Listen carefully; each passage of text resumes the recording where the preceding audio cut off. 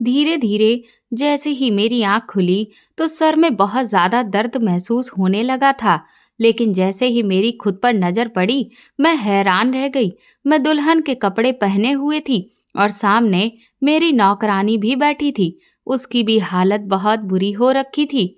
इससे पहले कि मैं उससे कुछ भी पूछती कि तभी वो बुढ़ा कमरे के अंदर आया और हम दोनों को देखकर बहुत खुश हो गया।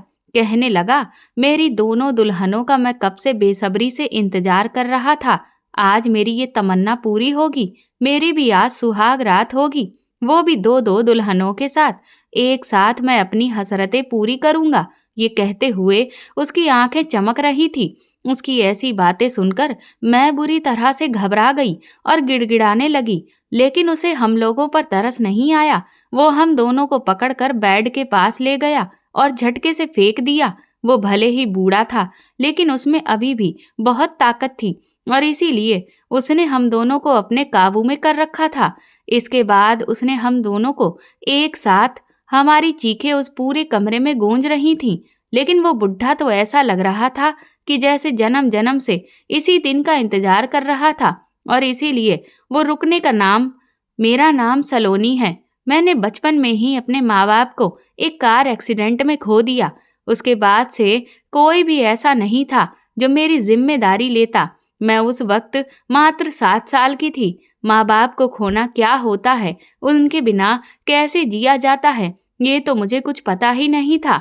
मैं तो बस दिन भर अपने मम्मी पापा को याद करके रोती रहती थी। लेकिन भगवान का इतना एहसान था कि अभी मेरी नानी जिंदा थी और इसीलिए वो मुझे अपने साथ ले गई। मेरी नानी ने ही मुझे पाल पोस कर बड़ा किया। लेकिन जैसे ही मेरी पढ़ाई पूरी हुई और मैंने जब ये सोचा कि अब मैं नौकरी करूंगी और अपने पैरों पर खड़ी हो जाऊंगी और अपनी नानी के साथ खूब एंजॉय करूंगी, उन्हें अपने कमाए हुए पैसों से अच्छी अच्छी चीजें खरीद कर ला कर दूंगी, उन्हें कई जगह घुमाने ले जाऊंगी। लेकिन मेरा ये सपना धरा का धरा ही रह गया। मेरी नानी एक दिन मुझे छोड़कर चली गई। एक रात वो ऐसी सोई कि फिर कभी उठी ही नहीं। न जाने भगवान मुझे किस बात की सजा दे रहा था, जो उसने मेरे हर एक अपने को मुझसे छीन लिया था। अब इस दुनिया में मेरा अपना कहने के लिए कोई भी नहीं था।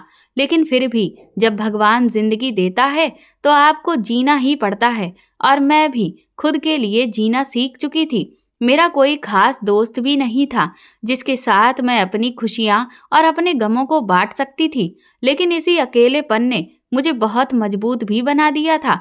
मैं कभी भी किसी का सहारा नहीं मांगती थी। अब हर चीज से लड़ने की ताकत मुझ में आ चुकी थी। लेकिन फिर भी आखिर मैं भी तो एक इंसान थी। मुझे भी तो कभी न कभी किसी की जरूरत महसूस होती थी। पढ़ाई पूरी होने के बाद मैंने कई अच्छी कंपनियों में नौकरी के लिए अप्लाई किया और फिर बहुत जल्द ही मुझे मेरी काबिलियत के दम पर मुंबई जैसे शहर में नौकरी मिल गई। मैं भी इस शहर को छोड़कर जाना चाहती थी, क्योंकि ये शहर भले ही मेरा अपना था, लेकिन इससे जुड़ी हुई मेरी यादें मुझे हर पल तंग करती रहती थी। मुझे मेरे अपनों की यादें सताती रहती थी। इस वजह से मैं नानी के घर को ताला लगा चुकी थी और वहां से मैं मुंबई शिफ्ट हो गई। लेकिन मुंबई जैसे बड़े शहर में रहने के लिए जगह ढूंढना बहुत मुश्किल था। हालांकि मेरे पास पैसे की कमी नहीं थी, क्योंकि मुझे काफ़ी अच्छी सैलरी पर रखा गया था और नानी ने भी मेरे नाम पर काफ़ी पैसा जमा किया था।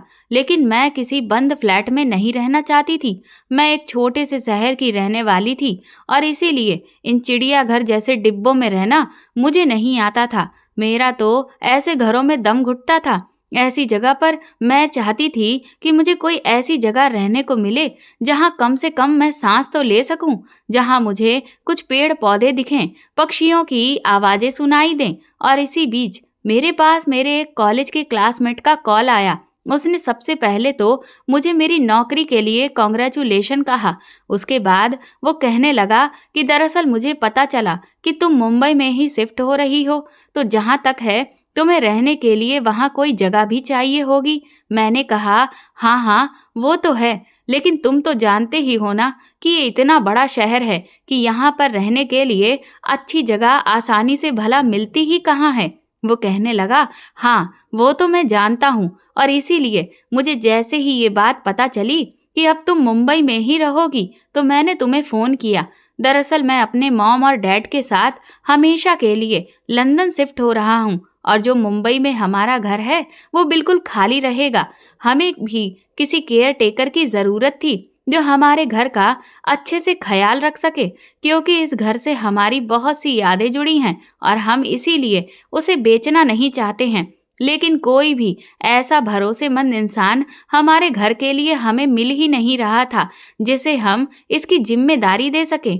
लेकिन जब मुझे तुम्हारे बारे में पता चला तो मैंने सोचा कि तुमसे बेहतर मेरे घर में रहने के लिए और कोई हो भी नहीं सकता है।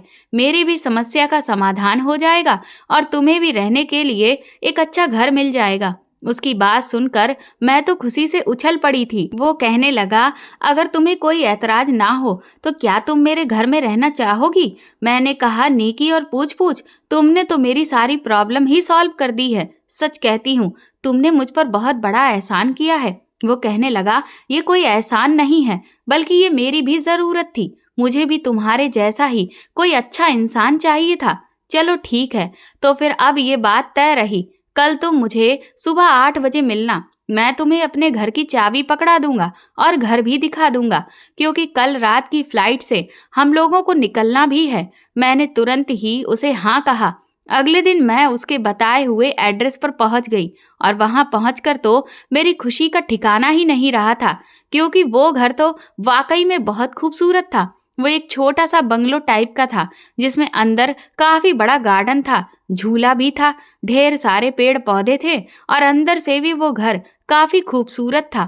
इतना प्यारा घर मुझे रहने के लिए मिल सकता है, इसकी तो मैंने कभी कल्पना भी नहीं की थी। मैंने उसी दिन उस घर में शिफ्ट कर लिया।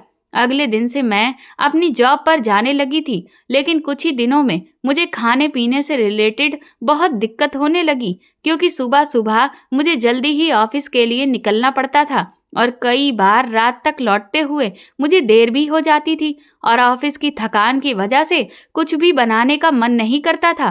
बाहर का खाना भी आखिर मैं कब तक मंगा मंगा कर खाती, और इतने बड़े घर में मुझे अकेले रहते हुए थोड़ा सा डर भी लगता था, क्योंकि ये जगह मेरे लिए बिल्कुल नई थी। लेकिन मैं क्या करूं, ये मुझे समझ ही नहीं आ रहा था। एक दिन जब मैं अपनी सीट पर काफी परेशान बैठी हुई थी, तभी मेरी कलीग कंचन मेरे पास आई। वो पूछने लगी, सलोनी क्या बात है, क्या काम का प्रेशर ज्यादा है? मैंने कहा, अरे नहीं, ऐसी कोई बात नहीं है, काम तो हैंडल हो रहा है, बस घर ही हैंडल नहीं कर पा रही हूँ। वो कहने लगी, आखिर घर में क्या प्रॉब्लम है? मैंने कहा, तुम तो जानती हो कि मैं अकेली रहती हूँ और इस वजह से खाने पीने का कोई भी रूटीन नहीं है। यहाँ से जाने के बाद मैं बहुत थक जाती हूँ। घर भी पूरा अस्त व्यस्त पड़ा रहता है। घर की साफ सफाई करने का भी ठीक से टाइम ही नहीं मिलता है। इन सारी चीजों को मैं अकेले कैसे मैनेज करूँ, कुछ समझ नहीं आता। कंचन कहने लगी, तो तुम एक काम करो ना, तुम कोई नौकरानी क्यों नहीं रख लेती हो? उसके बात सुनकर मैंने कहा, ये तो तुमने बिल्कुल ठीक कहा, लेकिन मुझे नौकरानी भला मिलेगी कहाँ से? मैं तो यहाँ किसी को जानती भी नहीं हूँ। इस पर कंचन कहने लगी, लेकिन मैं तो जानती हूँ ना, मेरे घर पर जो नौकरानी आती है मैं उससे बात करके देखती हूँ। हो सकता है वो किसी को जानती हो जो तुम्हारे घर जाकर सारा काम कर सके। उसकी बात सुनकर मैं बहुत खुश हो गई। मैंने कहा, फिर तो तुम जरूर बात कर लेना। 2 हफ्ते के बाद ही कंचन ने मुझे बताया कि तुम्हारे घर के लिए नौकरानी तो मिल गई है, लेकिन एक प्रॉब्लम है। मैंने कहा, आखिर प्रॉब्लम क्या है? वो कहने लगी, दरअसल वो लड़की गांव की है और वो यहाँ पर परमानेंट रहना चाहती है, इसीलिए उसे कोई ऐसा घर चाहिए जहाँ वो 24 घंटे रह सके, क्योंकि अब वो गांव में नहीं रहना चाहती। मैंने कहा, तो ये तो कोई प्रॉब्लम ही नहीं, बल्कि ये तो सॉल्यूशन है, क्योंकि मैं खुद ऐसी ही नौकरानी चाह रही थी जो कि पूरा टाइम मेरे ही घर पर रहे। फिर तो मुझे कोई दिक्कत ही नहीं होगी और मेरा घर भी खाली नहीं रहेगा। कम से कम घर लौटूंगी तो कोई तो होगा जिससे मैं बात कर सकूं, मेरा अकेलापन भी दूर हो जाएगा। कंचन ने कहा, फिर तो ये बहुत ही अच्छा हुआ। ठीक है, तो फिर मैं कल ही उस नौकरानी को तुम्हारे घर भेज दूंगी। सारी बातें तय हो गई। अगले दिन वो नौकरानी, जिसका नाम रूपा था, वो मेरे घर आ गई। वो लगभग मेरी ही उम्र की थी। मैंने उससे पूछा कि तुम्हें कितनी तनख्वाह चाहिए, तो वो कहने लगी, दीदी आप जितनी भी दे देंगी चलेगा। मैं उसकी इस बात से बहुत खुश हुई थी कि चलो कम से कम इसमें चालाकी तो नहीं है। मैंने उसे फिर अच्छी तनख्वाह पर रख लिया था। उसके माँ बाप गांव में ही रहते थे। मैंने उसे अलग से एक कमरा भी दिया, जिसे देखकर वो बहुत खुश हो गई थी। कहने लगी, दीदी आपने तो मुझे पूरा एक कमरा दे दिया। पहले तो मैंने जिन जगहों पर काम किया है वो लोग तो मुझे किचन में ही सोने के लिए कहते थे। मैंने कहा, जब इतना बड़ा घर है तो भला तुम किचन में क्यों सोओगी? जब अलग से कमरा है तो फिर कमरे में ही रहो। वो पूछने लगी, और दीदी कमरे में जो चीजें हैं क्या मैं उनका भी इस्तेमाल कर सकती हूँ? मैंने कहा, हाँ हाँ बिल्कुल, जब कमरा तुम्हारा है तो कमरे में रखी हुई चीजें भी तुम्हारी हैं। अब रूपा मेरे साथ ही रहने लगी थी। मैं भी बहुत खुश थी, क्योंकि अब घर लौटने पर मुझे अकेलापन नहीं लगता था और रात को सुकून की नींद आती थी। उसके हाथ का खाना भी बहुत टेस्टी था। पूरा घर भी जो पहले अस्त व्यस्त रहता था वो बिल्कुल साफ सुथरा चमचमाता रहता था। इधर मेरा प्रमोशन हो गया और मुझ पर काम की जिम्मेदारियां काफी बढ़ गईं, जिस वजह से मुझे अपने काम से कई बार 3-4 दिन के लिए शहर से बाहर भी जाना पड़ता था। उस बीच रूपा को अकेले ही रहना पड़ता था। मैं उससे पूछती थी कि वो अकेले रहने से डरेगी तो नहीं, तो कहती थी, मैं बहुत बहादुर हूँ दीदी, मैं किसी से भी नहीं डरती। उसकी बातें सुनकर मैं तो हंस ही पड़ती थी। अब सब कुछ बहुत अच्छा चल रहा था, लेकिन एक दिन जब मैं 2-3 दिन के बाद अपने घर लौटी तो मैंने देखा कि एक गाड़ी मेरे घर के बाहर खड़ी हुई थी। मैं भी उस वक्त क्योंकि अपनी कार में थी तो इसीलिए गाड़ी में कौन बैठा है ये मैं देख ना सकी। लेकिन जैसे ही मैं गाड़ी से उतरी तो मैंने सबसे पहले पलटकर उस गाड़ी की तरफ ही देखा था। लेकिन उस गाड़ी में बैठे हुए शख्स ने अपनी गाड़ी का शीशा ऊपर कर लिया और बस कुछ सेकंड में ही वो अपनी कार लेकर वहां से चला गया। मुझे बहुत अजीब लगा, न जाने वो कौन था। मैंने सोचा हो सकता है कि कोई एड्रेस वगैरह देख रहा हो। इतना बड़ा शहर है, कई बार लोगों को पता ढूंढने में बहुत ज्यादा दिक्कतें होती हैं। घर लौटी तो देखा कि रूपा कहीं दिखाई ही नहीं दे रही थी। मैंने उसे आवाज भी दी, लेकिन ना जाने वो कहाँ थी। मैं बहुत थकी हुई थी, इसलिए सोचा कि सबसे पहले कपड़े चेंज करती हूँ, उसके बाद देखती हूँ कि वो कहाँ पर है। कमरे में जैसे ही पहुंची तो ड्रेसिंग टेबल पर मेरा सारा सामान कुछ अजीब तरह से बिखरा पड़ा था। अभी मैं ये सब देख ही रही थी कि तभी पीछे से रूपा की आवाज आ गई। वो कहने लगी, अरे दीदी आप आ गईं, आपने बताया नहीं। मैंने कहा, हाँ वो मैं भूल गई थी, काम जल्दी खत्म हो गया तो इसीलिए मैं जल्दी ही वापस आ गई। लेकिन तुम कहाँ थी? तो कहने लगी, मैं तो छत पर कपड़े सुखाने गई थी। मैंने कहा, अच्छा लेकिन ये सामान सब कैसे फैला है? तो कहने लगी, मैं तो सफाई कर रही थी। मैंने सोचा कि आपको तो टाइम ही नहीं मिलता है तो मैं ही देख लेती हूँ कि अगर इनमें से कोई भी चीज एक्सपायर हो गई हो तो उसे हटा दूं। एक्सपायर चीज से आपकी स्किन को नुकसान भी तो हो सकता है ना? मैंने मुस्कुराकर कहा, हाँ सो तो है। ठीक है, तो तुम इसमें से जो भी एक्सपायर तुम्हें दिखे उसे फेंक देना। मैं इसके बाद नहाने के लिए चली गई। खाना खाते हुए मैंने रूपा से पूछा कि तुम 2-3 दिन घर में अकेली थी, कोई ऐसी वैसी बात तो नहीं हुई? रूपा कहने लगी, नहीं तो दीदी सब कुछ ठीक था, यहाँ मुझे कोई दिक्कत नहीं है। मैंने कहा, ठीक है, लेकिन फिर भी ध्यान रखना, क्योंकि तुम इस घर में बिल्कुल अकेली रहती हो, इसीलिए कभी बाहर किसी को ये मत जताना कि तुम यहाँ अकेली हो, क्योंकि तुम तो जानती ही हो कि जमाना कितना खराब है। रूपा कहने लगी, हाँ दीदी मैं जानती हूँ, मैंने भी एक से एक बुरे लोगों का सामना किया है और इसीलिए अब मैं भी बहुत होशियार हो गई हूँ। ये कहते हुए हम दोनों हंसने लगे। दिन इसी तरह से बीत रहे थे। एक दिन मेरे ऑफिस में पार्टी थी, इसलिए मैं जल्दी ही ऑफिस से घर आई ताकि पार्टी वाली ड्रेस पहनकर जा सकूं। लेकिन मैंने जैसे ही अपनी अलमारी को खोला तो उसमें मुझे अपने कपड़े आगे पीछे लग रहे थे। मुझे लगा हो सकता है मेरा वहम हो, क्योंकि अब इतनी भी याददाश्त तेज नहीं रही थी जो मैं ये याद रख सकूं कि कौन सी चीजें मैंने पहले कहाँ पर रखी थी। खैर उस दिन तो मैं तैयार होकर चली गई, लेकिन जब मैं रात को लौट कर आई तो मैंने फिर से एक गाड़ी को घर के बाहर खड़ा देखा। मैं हैरान रह गई थी कि आखिर ये गाड़ी वाला कौन है। मैं जैसे ही अपनी कार से नीचे उतरी मैं तुरंत ही दौड़कर उस गाड़ी के पास जाने लगी, लेकिन आज फिर से वो गाड़ी मुझे देखते ही वहां से चली गई। मैंने घर जाकर सबसे पहले रूपा से इस बारे में पूछा तो रूपा कहने लगी, दीदी मुझे तो इस बारे में कुछ भी नहीं पता, क्योंकि मैं तो घर से बाहर निकलती ही नहीं हूँ। घर के बाहर कौन खड़ा है, क्या कर रहा है, ये मुझे कैसे पता चलेगा। मैंने कहा वो तो ठीक है, लेकिन मुझे पता नहीं क्यों कुछ अजीब सा लग रहा है। देखो, तुम अपना ध्यान रखना। हो सकता है किसी को शक हो गया हो कि इस घर में सिर्फ हम दो लड़कियां ही रहते हैं और इसीलिए वो बार बार घर का चक्कर काट रहा हो। दरवाजा खोलने से पहले हमेशा आवाज देकर एक बार ये चेक कर लेना कि बाहर मैं हूं या नहीं। अगर तुम्हें किसी और की आवाज सुनाई दे तो दरवाजा कभी भी मत खोलना। रूपा कहने लगी, ठीक है दीदी, मैं ध्यान रखूंगी। इस सब के बीच मुझे बस एक चीज कई बार परेशान करती थी कि अक्सर जब भी मैं घर में आती तो रूपा मुझे कहीं मिलती ही नहीं थी। वो मेरे घर आने के कुछ देर के बाद ही कहीं न कहीं से लौटती थी। कभी छत पर कपड़े सुखा रही होती थी, तो कभी बाजार से सब्जी लाने गई होती थी, तो कभी बाहर गार्डन की सफाई कर रही होती थी। लेकिन मुझे लगा कि मैं बेकार ही उस पर शक कर रही हूँ। अगर वो घर से बाहर कहीं होती हो तो 5 मिनट के बाद ही आ कैसे जाती है? भला कोई जादूगरनी तो नहीं है जो प्रकट हो जाएगी? इसलिए मैंने इन सब ख्यालों को अपने दिमाग से झटक दिया।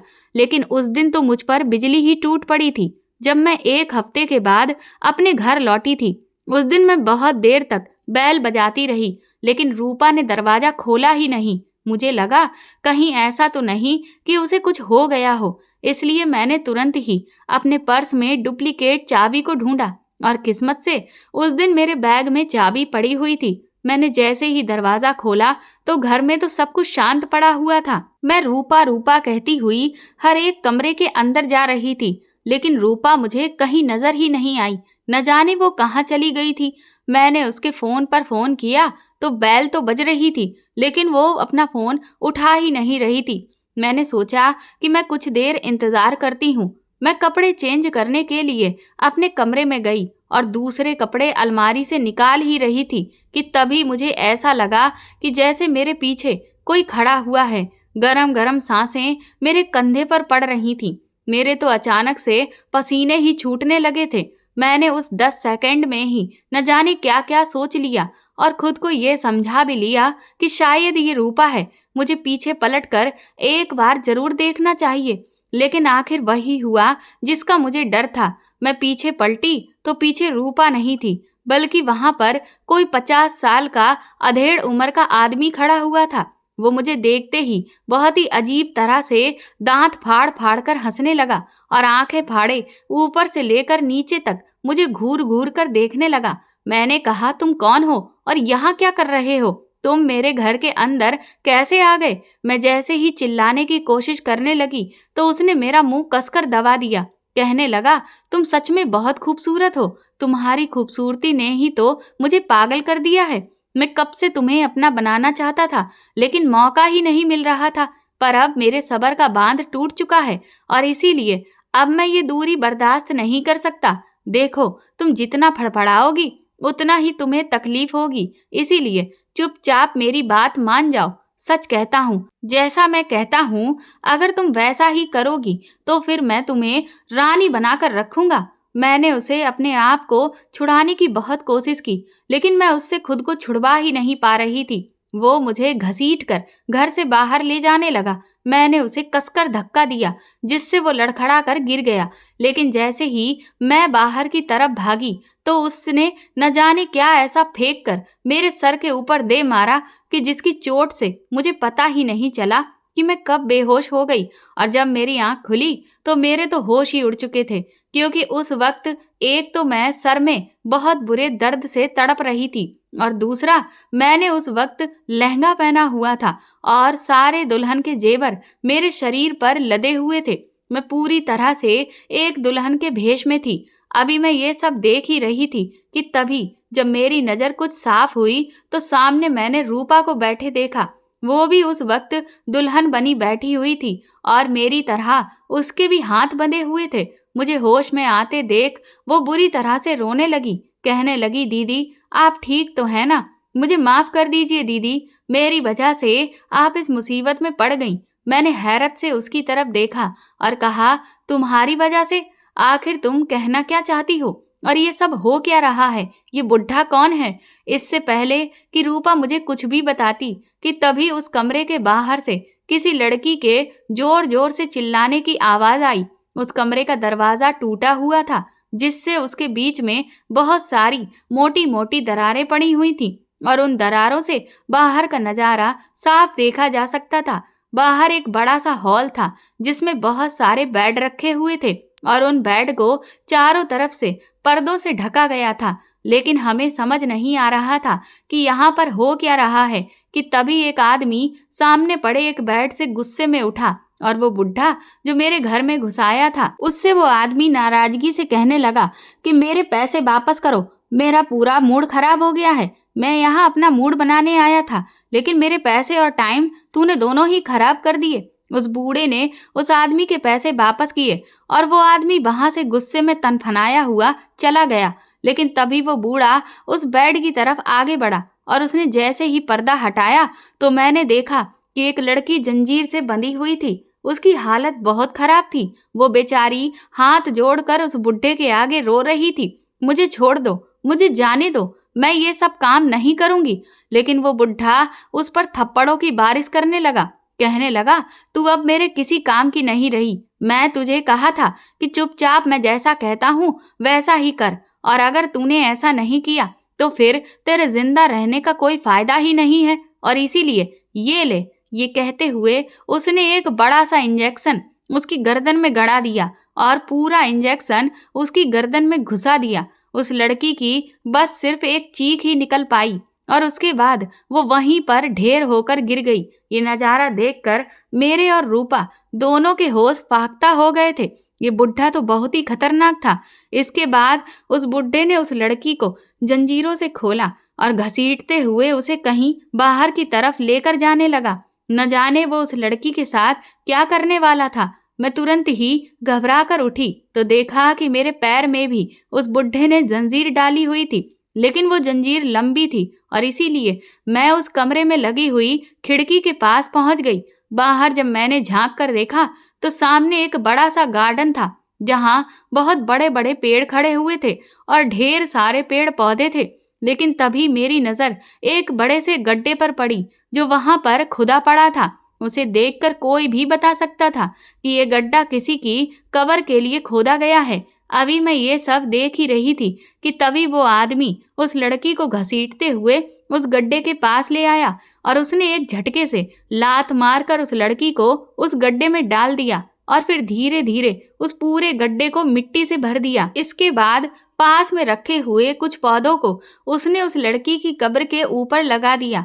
अब तो कोई भी देखकर ये बता ही नहीं सकता था कि नीचे अभी कुछ देर पहले उस आदमी ने एक लड़की को इसमें गाड़ दिया है। ये नज़ारा मेरा दिल दहलाने के लिए काफी था। मेरी आंखों से तो आंसू बंद होने का नाम ही नहीं ले रहे थे। मैं तुरंत ही दौड़ कर आकर अपनी जगह पर बैठ गई। मैंने अपने आंसू पोंछे, क्योंकि अब शायद वो बुढ़ा हमारे कमरे में ही आ रहा था। उसके कदमों की आवाज मुझे साफ सुनाई दे रही थी। लेकिन इससे पहले कि वो उस कमरे में कदम रखता, मैंने एक बार फिर से अपनी आंखें बंद कर ली और ऐसे दिखाया कि जैसे मैं अभी भी बेहोश हूँ। वो बुढ़ा कमरे में आया और मुझे देखते हुए कहने लगा, ओह, मेरी रानी को अभी तक होश नहीं आया। मैं भी बड़ा जालिम हूँ, इतनी कसके मारने की जरूरत ही क्या थी। सॉरी जाने मन, जो मैंने तुम पर इतना जुल्म किया। लेकिन बस एक बार तुम मेरी हो जाओ, फिर तुम देखना मैं तुम्हें कैसे अपनी पलकों पर बिठाकर रखता हूँ। अब बस और इंतजार ना करवाओ, जल्दी से होश में आ जाओ ताकि मैं अपनी तमन्ना पूरी कर सकूं। इसके बाद उसने रूपा की तरफ देखा और कहा, वैसे कम तुम भी नहीं हो, खूबसूरत तुम भी बहुत हो, और इसीलिए तो मैं तुम दोनों को एक साथ अपनी दुल्हन बनाऊंगा और दोनों से साथ में ही अपनी ख्वाहिश पूरी करूंगा। इसके बाद वो कमरे से बाहर निकल गया और थोड़ी ही देर के बाद एक कार के स्टार्ट होने की आवाज हमें सुनाई दी। मैं तुरंत ही फिर से खिड़की के पास गई तो देखा कि वो आदमी अपनी गाड़ी में बैठकर कहीं बाहर चला गया था। मैंने रूपा से कहा कि आखिर ये सब क्या हो रहा है, कम से कम अब मुझे बताओ ये कौन है और हम लोग यहाँ पर आकर कैसे फंस गए, क्योंकि मैं तो इस आदमी को जानती भी नहीं, मैंने तो इसे कभी नहीं देखा। रूपा कहने लगी, दीदी मुझे माफ कर दीजिए, आप इस आदमी को नहीं जानती, लेकिन मैं जानती हूँ। मैंने हैरत से कहा कि कौन है ये? रूपा कहने लगी, मैं आपको शुरू से सब कुछ बताती हूँ। दरअसल मेरे बहुत बड़े बड़े ख्वाब थे। मैं शहर की लड़कियों के जैसे खूब स्टाइलिस्ट कपड़े पहनना चाहती थी और चाहती थी कि मेरे भी बहुत सारे प्रेमी हों जो कि मुझ पर पैसे लुटाएं और मेरी सारी ख्वाहिशों को पूरा करें, मुझे महंगे महंगे गिफ्ट दें।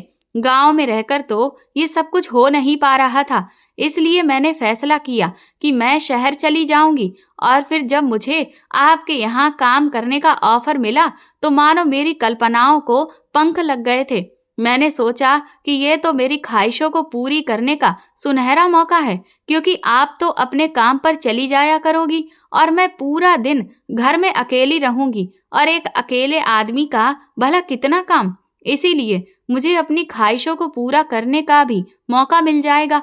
और फिर मैं आपके घर जाकर वही करने लगी। आप तो अब कई कई दिनों के लिए शहर से बाहर भी चली जाती थी, इसीलिए मैंने आपके स्टाइलिस्ट कपड़ों को पहना और आपका मेकअप भी यूज किया और अपनी बहुत ही खूबसूरत खूबसूरत फोटोज खींची। इसके बाद आजकल जो फ्रेंडशिप वाले ऐप हैं उन पर मैंने अपनी तस्वीर डाली और खुद को एक बहुत ही अमीर लड़की दिखाया, जिस पर मेरी कई सारे अधेड़ उम्र के आदमियों से दोस्ती हो गई। ये बड़ी उम्र के आदमी कम उम्र की लड़कियों से दोस्ती करने के लिए मरे जा रहे होते हैं और इसके लिए ये उन पर ढेर सारा पैसा भी खर्च करते हैं।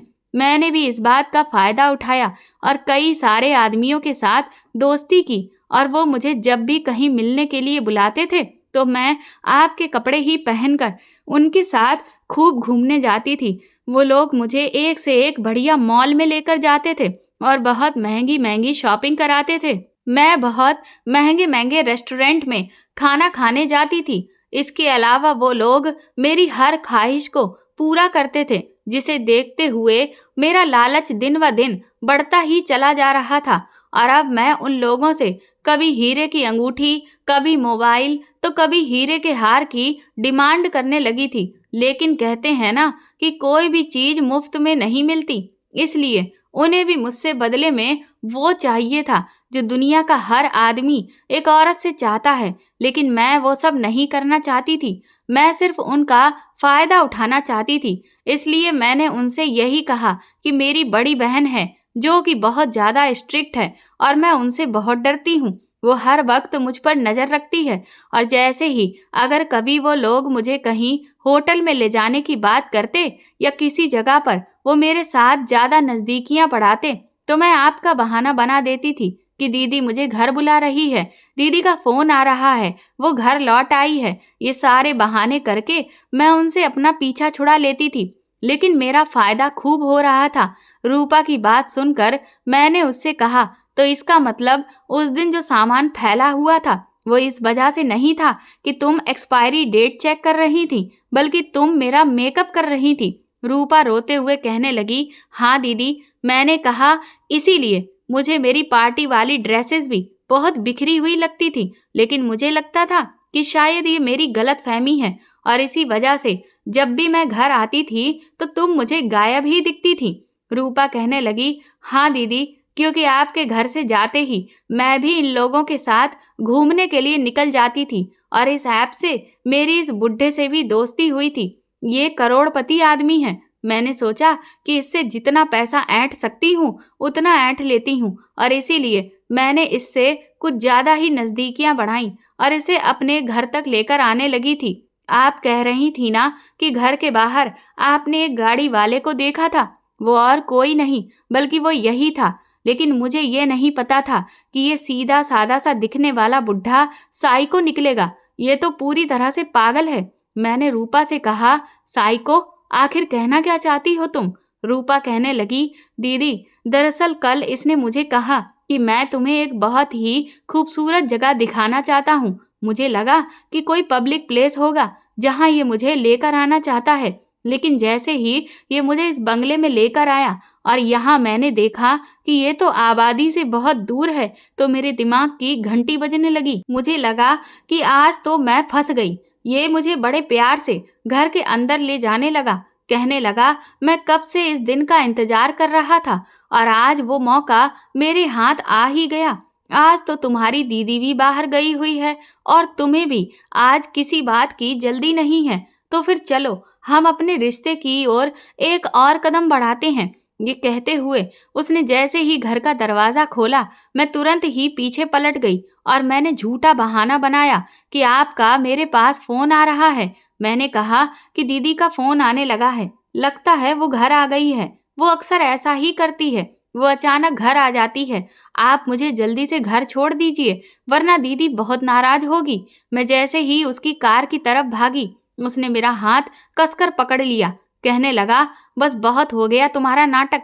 तुम्हें क्या लगता है कि तुम मुझसे पैसे लूटती रहोगी और बदले में मुझे कुछ भी नहीं दोगी? आखिर मैंने तुम पर इतना जो खर्चा किया है, उसका कुछ मुझे भी तो इनाम मिलना चाहिए। इसके बाद उस बूढ़े ने मुझे घसीटते हुए घर के अंदर फेंक दिया।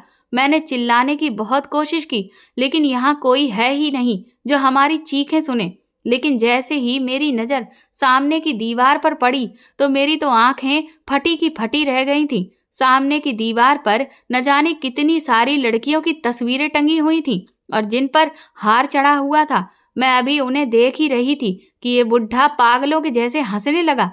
कहने लगा, क्या देख रही हो जाने मन? ये लड़कियां भी तुम्हारी तरह ही मेरी प्रेमिकाएं रही हैं। क्या करूं, मैं एक हफ्ते से ज्यादा किसी भी लड़की के साथ सुखी रह ही नहीं पाता हूँ।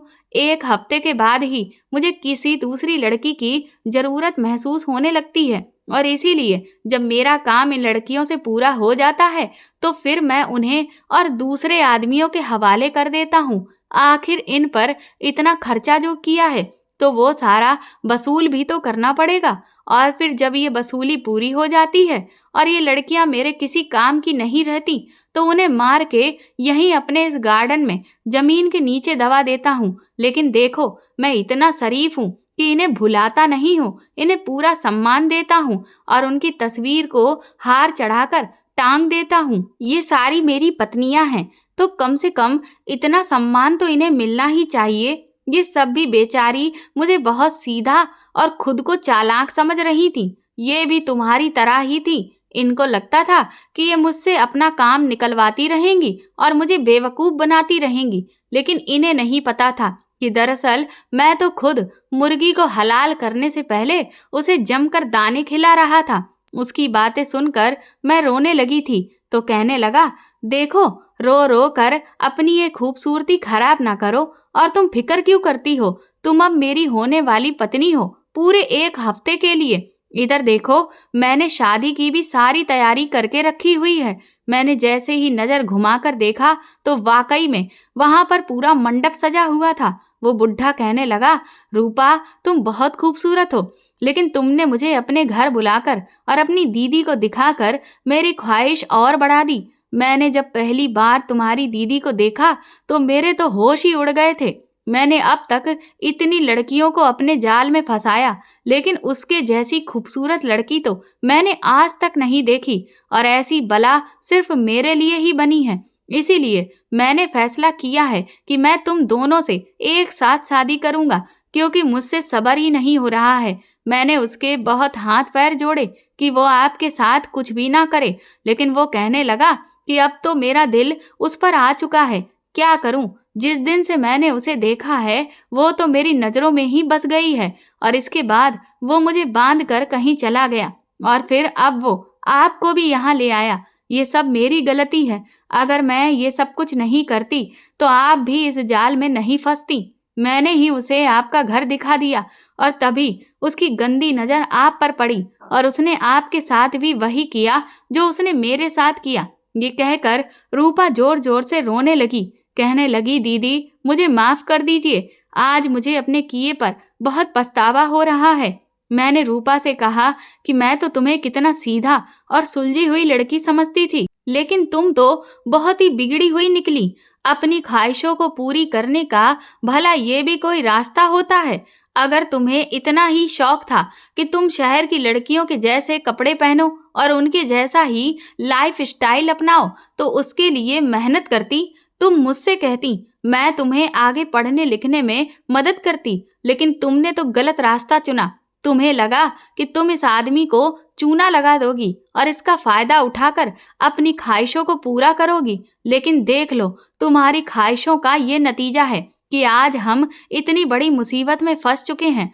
तुम ये कैसे भूल गई रूपा कि इस दुनिया में मुसीबत सिर्फ औरतों पर ही आती है, आदमियों पर आफत कम ही बरसती है। अब सबसे पहले हमें ये सोचना होगा कि हम यहाँ से कैसे निकलें। अभी हम लोग ये सब सोच ही रहे थे कि तभी अचानक से हमें गाड़ी की आवाज सुनाई दी और वो बुढ़ा वापस लौट आया। तो मुझे और रूपा दोनों को घसीटकर वो बाहर की तरफ ले जाने लगा।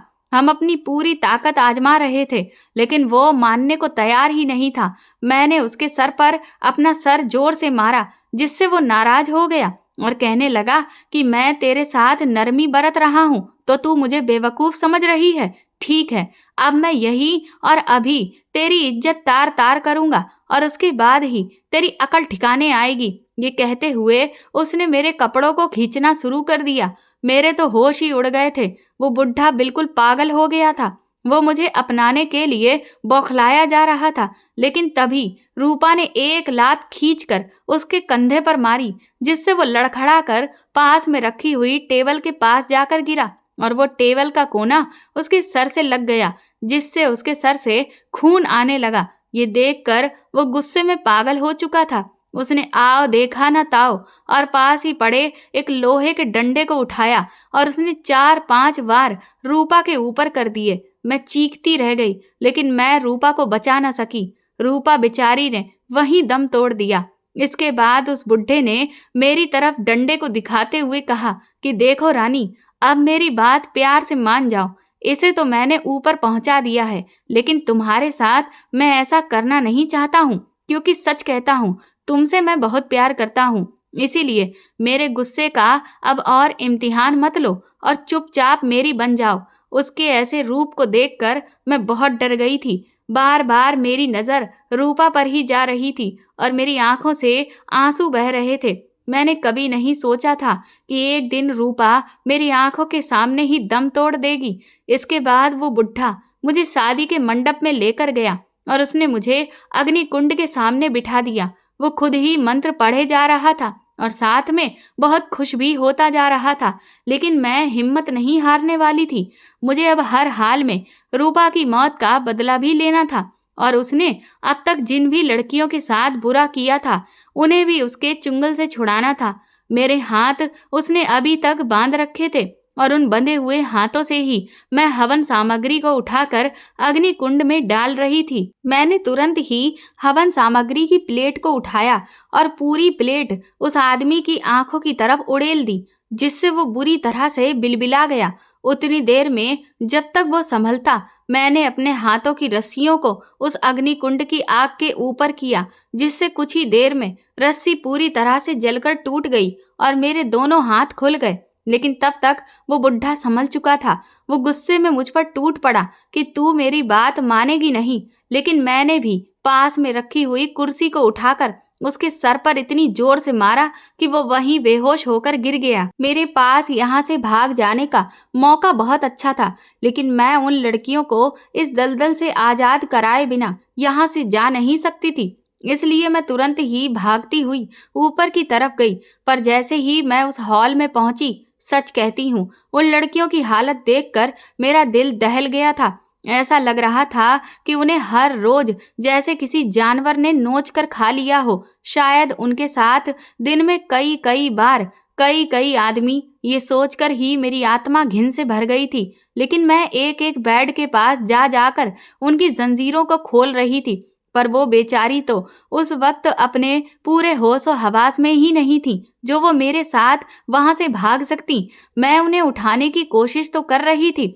लेकिन शायद इस आदमी ने उन सबको नशे के इंजेक्शन दे रखे थे और इसीलिए वो रो तो रही थी, लेकिन उनके शरीर में इतनी क्षमता नहीं थी कि वो उठकर वहां से जा सकती। मैंने सोचा कि मैंने इनके सर पर पानी उड़ेल कर इन्हें होश में लेकर आती हूँ। लेकिन उससे पहले ही मैं जैसे ही पीछे पलटी तो मेरी रूह कांप गई, क्योंकि वो बुढ़ा मेरे सामने खड़ा हुआ था। मैंने सुना था कि बुरे आदमी का अंत जल्दी नहीं होता है, और आज इस हकीकत को मैं अपनी आंखों के सामने यथार्थ होते हुए देख रही थी। वो गुस्से में मेरी तरफ दौड़ता हुआ आया और उसने कसकर मेरा गला दबाना शुरू कर दिया। मैं अपनी पूरी ताकत लगा रही थी ताकि उससे खुद को छुड़ा सकूं, लेकिन मेरी ताकत उसके सामने जवाब देने लगी। मेरी सांसें थमने लगी थीं, मेरी आंखें बाहर आ रही थीं और वो पूरी ताकत से मेरा गला दबाता ही जा रहा था। धीरे धीरे मेरी आंखों के सामने अंधेरा छाने लगा, लेकिन तभी ऊपर वाले का चमत्कार हुआ और पुलिस वहां पर आ गई। पुलिस ने तुरंत ही उस बुढ़े से मुझे छुड़ाया। कुछ देर में जब मेरी हालत ठीक हुई तो मैंने पूरी कहानी पुलिस वालों को अपनी जुबानी कह सुनाई। मैंने कहा कि मैंने ही आपको फोन किया था। दरअसल जब मैंने उस बुढ़े के सर पर कुर्सी दे मारी थी तो उन लड़कियों को छुड़ाने से पहले मेरी नज़र उस बुढ़े के मोबाइल पर पड़ी और मैंने तुरंत ही पुलिस को फ़ोन करके खबर दे दी थी, और इसीलिए ऐन मौके पर पुलिस ने आकर मुझे उस आदमी से बचा लिया, वरना आज तो मेरा भी वही हाल होता जो रूपा का हुआ था। इसके बाद पुलिस ने उन सभी कैदी लड़कियों को वहां से छुड़ाया। रूपा की लाश पुलिस ने अपने कब्जे में ले ली थी। रूपा को देखकर मुझे बहुत रोना आ रहा था, लेकिन रूपा अपने लालच की भेंट चढ़ गई थी। उसने जो गलती की थी शायद ये उसकी सजा ही उसे मिली थी। मैं अपने घर वापस लौट आई, लेकिन इन 2 दिनों में मेरे साथ जो कुछ भी हुआ उसे मैं पूरी जिंदगी भूल नहीं सकती थी। कुछ ही दिनों के बाद मुझे जिले के सबसे बड़े अधिकारी ने इतनी सारी लड़कियों की जान बचाने के लिए बहादुरी सम्मान दिया। मैं खुश तो बहुत थी, लेकिन सच कहूँ, काश मैं रूपा को भी बचा सकती। काश आज रूपा भी मेरे साथ यहाँ जिंदा खड़ी होती। बाद में पुलिस ने मुझे बताया कि वो आदमी सनकी था, उसे कम उम्र की लड़कियों की सनक थी और इसीलिए उसने फ्रेंडशिप ऐप पर अपना अकाउंट बनाया था, क्योंकि आजकल लड़कियों को जल्द से जल्द अपनी ख्वाहिशों को पूरा करने वाला कोई इंसान चाहिए होता है, और इस तरह के आदमी उनकी ख्वाहिशों को पूरा करके उनका फायदा उठाते हैं और वो उनके जाल में फंस जाती हैं, जैसे कि रूपा फंस गई थी। और फिर उसके बाद जब इसका खुद का मतलब उन लड़कियों से पूरा हो जाता था और इसका मन भर जाता था, तब ये उन लड़कियों को दूसरे आदमियों के हवाले कर देता था। ये सब कुछ मेरे लिए किसी ट्रॉमा से कम नहीं था। इतने सालों बाद कोई ऐसा इंसान था जिसके साथ मैं हंसी खुशी रह रही थी। रूपा के होने से मेरी जिंदगी में वो अकेलापन नहीं रहा था, लेकिन कहते हैं ना, भगवान आपके लिए किसी न किसी को भेज ही देता है। कुछ महीनों के बाद मेरे बॉस की तबीयत खराब रहने लगी और इसीलिए उनके बेटे ने कंपनी का सारा काम संभाल लिया, और इस दौरान मेरी और उनके बेटे के बीच में काफी नजदीकियां बढ़ गई थीं। हमारी बहुत अच्छी दोस्ती हो गई और एक दिन बॉस के बेटे ने मुझे प्रपोज कर दिया। मैं भी उसे पसंद करती थी, इसलिए मैंने तुरंत ही हाँ कह दिया और आज मैं अपने पति के साथ एक खुशहाल जीवन जी रही हूँ। लेकिन आज भी रूपा की मुझे बहुत याद आती है। दोस्तों, आज के टाइम पर सोशल मीडिया का जमाना बहुत तेजी से आगे बढ़ रहा है और लोग अब अपने साथ वाले दोस्तों से ज़्यादा सोशल मीडिया पर दोस्ती करना ज़्यादा पसंद कर रहे हैं। लेकिन इसके बहुत बुरे नतीजे भी हैं, क्योंकि अगर कभी कोई बुरा इंसान आपसे जुड़ जाता है तो वह आपकी पूरी जिंदगी तबाह करके भी रख सकता है। खास तौर पर लड़कियों को तो बहुत ज़्यादा सावधान रहना चाहिए, क्योंकि आज के टाइम पर लड़कियों के साथ जो घटनाएं हो रही हैं उन्हें देखते हुए अब वो टाइम नहीं है कि लड़कियां किसी पर भी भरोसा करें। तो इसीलिए कभी भी किसी भी अनजान से दोस्ती मत करिए। ख्वाहिशें हर इंसान की होती हैं, लेकिन अगर अपनी ख्वाहिशों को पूरा करना है तो सबसे पहले मेहनत करना सीखिए। दोस्तों, अगर ये कहानी आपको पसंद आई है और मेरी इस कहानी से आपको कोई अच्छी सीख मिली है तो प्लीज़ हमें कमेंट करके ज़रूर बताएं, और इस वीडियो को ज़्यादा से ज़्यादा शेयर और लाइक करके मेरे चैनल को सपोर्ट करें। साथ ही बेल आइकन ज़रूर दबा दें ताकि आगे आने वाली नोटिफिकेशंस भी आपको रेगुलर मिलती रहें। Thank you.